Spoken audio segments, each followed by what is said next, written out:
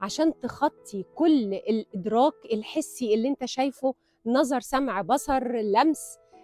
هنعمل تطور روحاني بإنك أنت تعرف حاجات ومميزات بتحصل في حياتك لازم تعرفها عشان سيكولوجيا وروحانيا أنت تعيش في حياة أهدى، فتحس بالرضا وتحس بالحياة اللي أنت فيها باستقرار أكتر.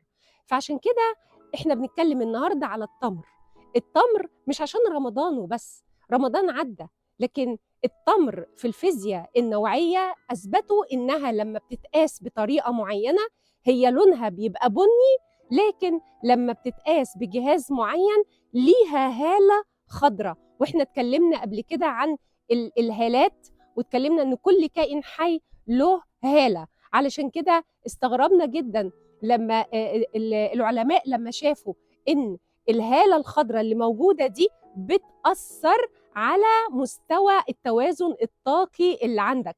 لو ترجع لسورة ستنا مريم في القرآن، ربنا سبحانه وتعالى وصاها انها تهز النخلة عشان يتساقط عليها رطبا، رغم ان هو بيبقى لونه بني لكن بيزيد من طاقة اللون الأخضر اللي جواك.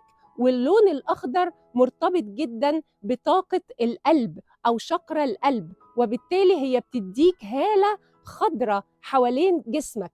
عشان كده سيدنا النبي صلى الله عليه وسلم وصى بالتمر وقال إن البيت اللي فيه تمر بيت ما يدخلوش فقر أبدا، لأنه بيبقى حماية له، تديله بالانس طاقي وتوازن طاقي على جسمه، بتحميه حتى من السميات. في الطب قالوا إن هي كمان ليها فوائد لمرضى السكر.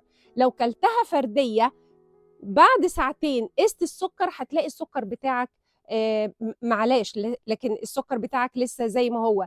دكاترة كتير وصوا بيها هنا ان انت تاكل تمر بس يكون فردي مش زوجي، وعملوا ابحاث ما بين اللي اكل زوجي من التمر وما بين اكل فردي، وكان سيدنا محمد بيوصي باكل التمر فردي. فيا ريت ان التمر يبقى اسلوب حياة مش رمضان وبس. يعني لما تاكل 3 تمرات على الاقل، مش هقول 7 يوميا، دي هتفرق معاك في البالانس الطاقي والتوازن الطاقي، عشان انت تحس ان انت عندك شكرة القلب مرتاحة وفي توازن طاقي في حياتك.